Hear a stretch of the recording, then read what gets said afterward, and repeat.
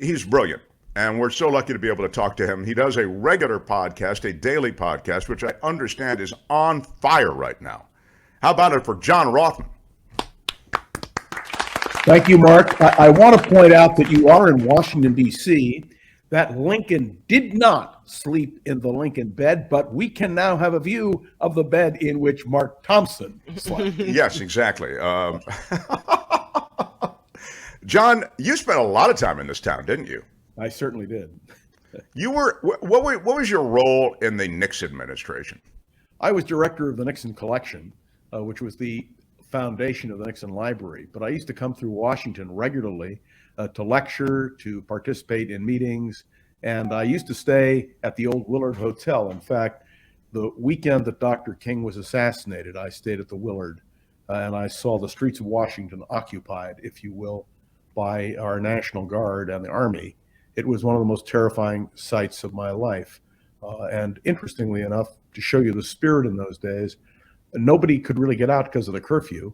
And so all of us volunteered in the Willard dining room to serve everybody else. It was one of the most remarkable events. But yes, I love Washington. My son Joel was in Washington for the first time last month. And he walked everywhere, and he just had the time of his life. He said it's an incredible city, and he's right. It's a beautiful city, and Washington at night is stunning. The monuments, the White House illuminated. Yes. Absolutely. And I still think the Jefferson Memorial is at night maybe the most beautiful, but it's a fun little contest to have in your mind because they're all so beautiful. I'll give you an anecdote on that. When Bob Haldeman's daughter Anne got engaged, her future husband proposed to her at the Jefferson Memorial. Oh, that is great. It's one of those great moments. God, it's wild that you knew all those guys who were brought down in that Watergate mess and trying to, that mess seems almost quaint compared to some of the other stuff that it has gone on. I specifically January 6th, for example. You're trying to overthrow an election, that kind of thing. So that's why I say the Nixon stuff seems almost like Mr. Rogers' Neighborhood. It's very mild, believe me, compared to what Donald Trump tried to do.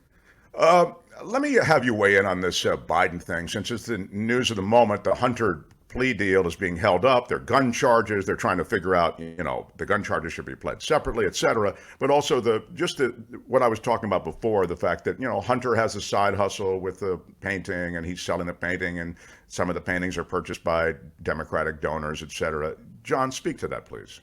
Look, the target here is not Hunter Biden. Everybody knows that what Hunter Biden did was wrong. He has agreed to admit his guilt. That's the tax stuff, right? No, there's no question about it. And on the gun charge, too, he says he was wrong. And how they deal with that is another question. The target here, and I use the term target advisedly, the target is not Hunter Biden. The target is Joe Biden.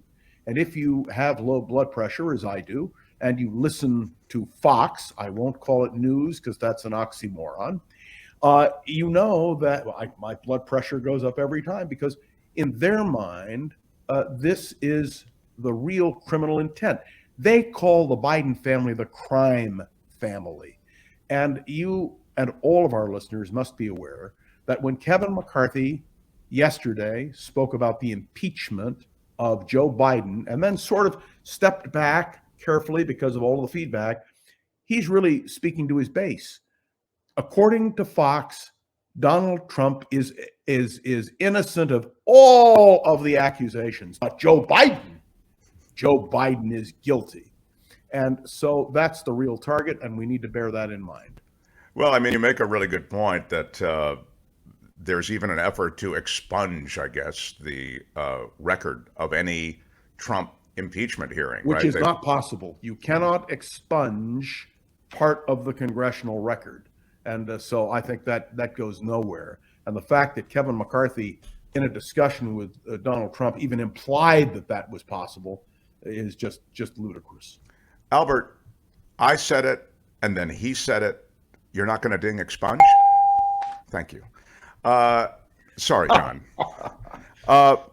So, John, I wonder if you could speak to what's happening on the GOP side.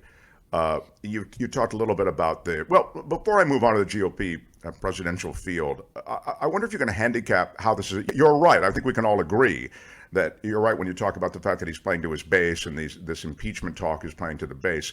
But will that, though, see the light of day? Do you think they literally will bring some kind of impeachment proceeding forward against the president, Joe Biden? Or are you seeing in the kind of baby steps that you just referred to, the ones that kind of him backpedaling a little bit, Kevin McCarthy I'm talking about, that it likely won't happen? Look, Kevin McCarthy has only one concern. He wants to hold on to the speakership. He wants to keep the majority for the Republicans. He's down to 4 seats, and it doesn't look good for 2024. So he has to keep his troops in line. It's like herding cats, something you are very familiar with. And you mean on this show, or you mean literally on cats? Literally, and I want you to know it could be catastrophic for him. Oh my God. I'm really? sorry. If, in fact, he is unable to keep the Republicans in line. So that's his main goal. But the real issue here, and then we can deal with the question of the election of next year, is that the Republicans really believe that Joe Biden should be impeached. They believe he really is committing crimes. If you listen to what they're saying he received $8 million, $20 million, $100 million. We don't know how many million. But we know that they are accusing the entire Biden family of being a crime family, and that Joe Biden, was the big guy. And look, let me tell you very honestly, I've looked into it. There is no doubt in my mind that what the Bidens did and what Hunter did was wrong, and it should be condemned, absolutely. But to prove that Joe Biden accepted a bribe, they have yet to do, and they control the 2 most powerful congressional committees dealing with this. So they need to step up to the plate. They need to prove their point, or frankly, it becomes another political myth. But let's be clear, so there's no ambiguity. What Hunter Biden did was wrong. He is not the first presidential child or relative to abuse that kind of situation. When you're saying what he did, what are you talking about now? He agreed to serve on a board of a company. He had no knowledge about energy, the Burisma thing, nothing. He was put on because his name was Biden. Well, there's no that there can be no dispute, but that's not illegal. No, and I'm not saying it is, but I am saying. So is it wrong? There should be a law relating to presidential families and how presidential names are used. Yes. Look, Sam Houston Johnson, Lyndon Johnson's brother, Don Nixon, Nixon's brother, Billy Carter and Libya. We all remember these things. And so it's just. Didn't Bill Clinton have a Roger Clinton? Wasn't Roger his He certainly did, who received a pardon, you'll recall. Yeah. Yeah, it's nice that he. Now, can we go to the real issue? All right. Yes. Substance of the next election. Yeah. If Donald Trump wins the Iowa caucus, and the latest poll says he's going to win substantially, if he wins the caucus, and then if he goes to New Hampshire and wins the primary, not to mention South Carolina, which is right there as well, he will be the Republican nominee for president of the United States. The only way he can be stopped, and Mitt Romney talked about this in a piece in the Wall Street Journal yesterday, is if the Republican Party unites behind one person. Well, Ron DeSantis? My God, the guy's campaign is failing, and deservedly so. This whole question, we can go in at great length about what is happening in Florida. But Mike Pence, who may be the most reasonable facsimile thereof, is failing as a candidate. The one that everyone is now looking to is Tim Scott of South Carolina. And I'll stick my neck out and say, if I were Donald Trump and I had to choose a running mate, it would be Tim Scott. And let me point out, he is the one person who Donald Trump is not attacking. Every other potential candidate has been attacked in one way or another. But the Republican Party has a serious problem. And it pains me to say this, that they are now the party of Trump. They're not a Republican Party. You know, they didn't adopt a platform last time around. They simply said whatever Donald Trump wants will be our policy. That's no way to run a political party. It's definitely a changing political landscape. It's just, it ain't your daddy's party, or it ain't your daddy's politics. That's why we talk about media so much on this show. I think media and political messaging is sort of what it's all about. And it's interesting that you mentioned Tim Scott. I'm just looking at the share of GOP presidential candidates' funds raised from small dollar donors. And Donald Trump has 81% of the small dollar donors that are going into the GOP. Number two, we haven't mentioned. You know who it is? Vivek Ramaswamy. Now Absolutely, and he's and everywhere. he's everywhere, and he's getting a lot of bumps from a polling standpoint, and also a lot of interest now from media. John, how do you assess And next him? week he's speaking at the Richard Nixon Library. So He how do is you assess making- him? He makes he's sense. I have to tell you, I've listened to him. He's even further to the right than Donald Trump is. I agree, by the way. When I say he It's makes sense, I mean he sounds like he knows. It's like a smart guy. I absolutely totally false. disagree with him on everything he's talking about. No, it's really terrible. And may I just add to that if you listen to Gutfeld the other day on Fox, who now has a major show, and he's now being condemned for his comments relative to Jews and the Holocaust. He said that that during the Holocaust, Jews actually picked up survival skills in the camps. So, that was the upside. It was absolutely ludicrous. And he cited Viktor Frankl. Let me tell you, Viktor Frankl used to come to San Francisco. He stayed at David's Hotel. David Applebaum, here in San Francisco, a Holocaust survivor, was one of Frankl's close friends. And I came down, I met Viktor Frankl, and I had an opportunity to chat with him. And I'm going to tell you, what Gutfeld said is so abhorrent that even the Auschwitz Museum made a comment saying this is out of the question. And may I say, I spent last night listening to Robert Kennedy Jr., who was speaking on a Hannity program. And it was a setup, they just a mutual love fest. Robert Kennedy Jr. is a disgrace in every way. And the fact that it interested me, he's at 20%.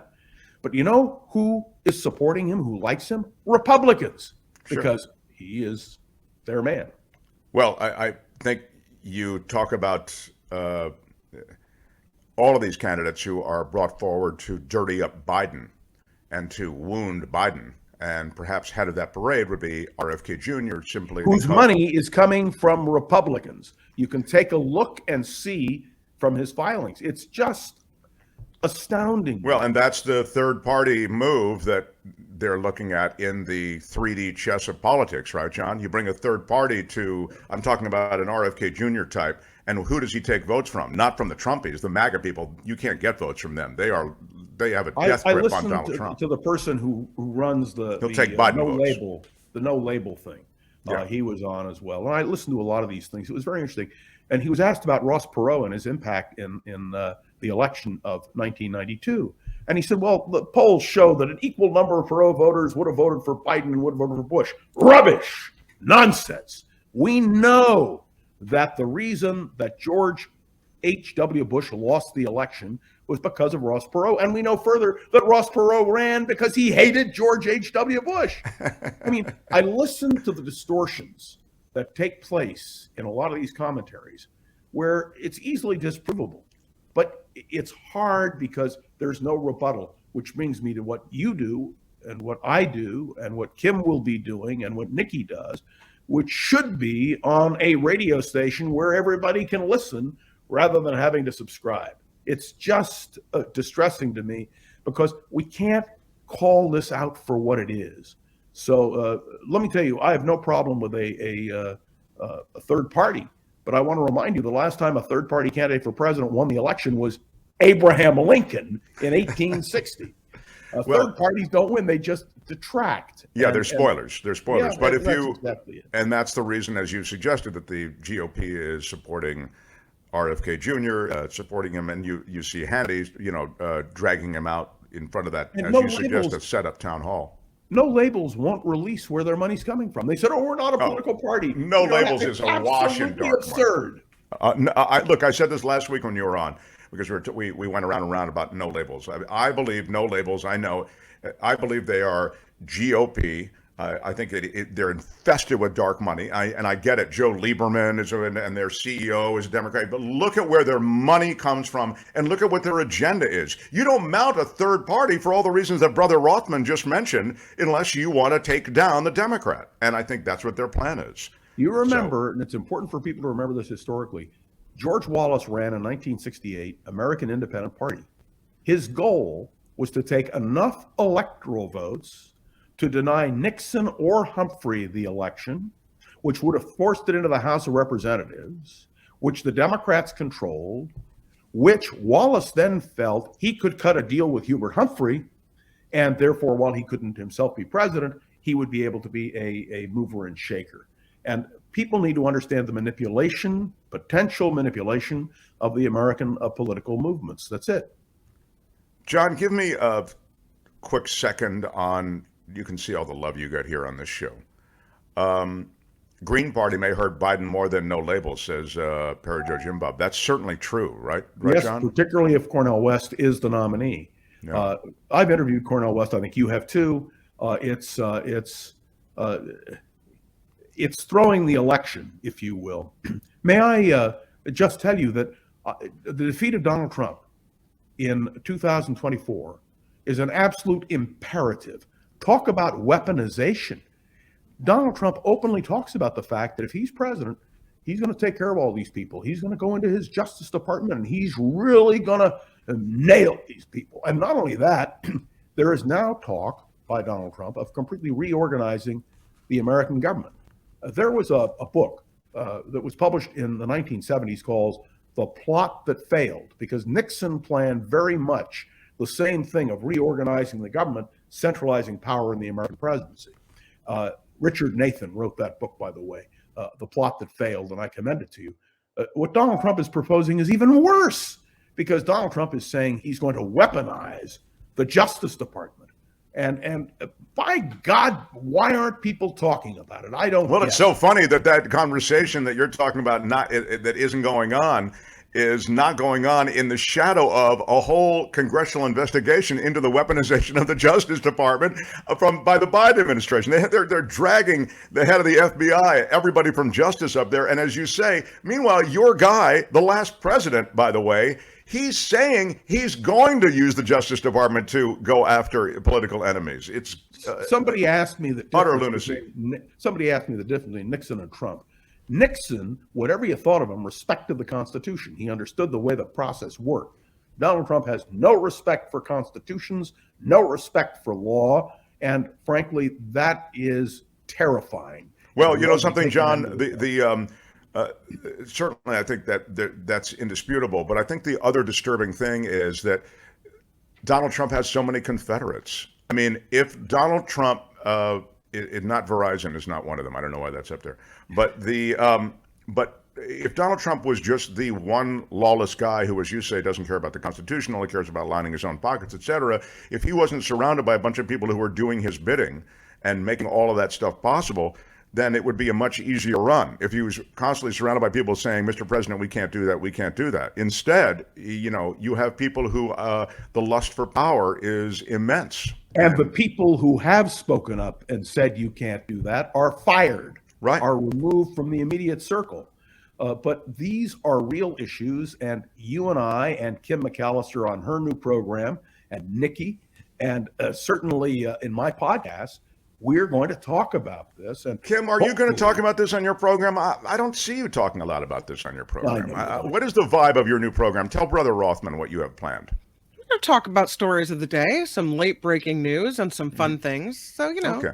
I just think it's going to be more of a lighter landing type thing. Yeah, not going to be as hard hitting as. It's not going to be. It's not Rothmann. It's not like your podcast or this show where I get angry and stuff. If you need a heavy hitter, there you go. I'm Rothmann, right there with you. Rothmann is suited up and ready to get into the game always. I urge people to subscribe to it because you hit 1,000 and you've really got some momentum.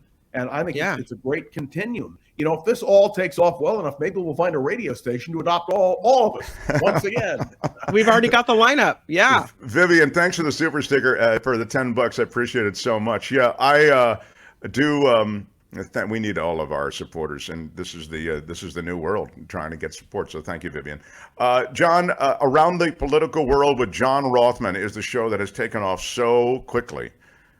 Honestly, I'm a bit Don't be intimidated. jealous. I thank you, because many of the people who listen to the Mark Thompson program are subscribing to what we're doing, and I hope it all carries over.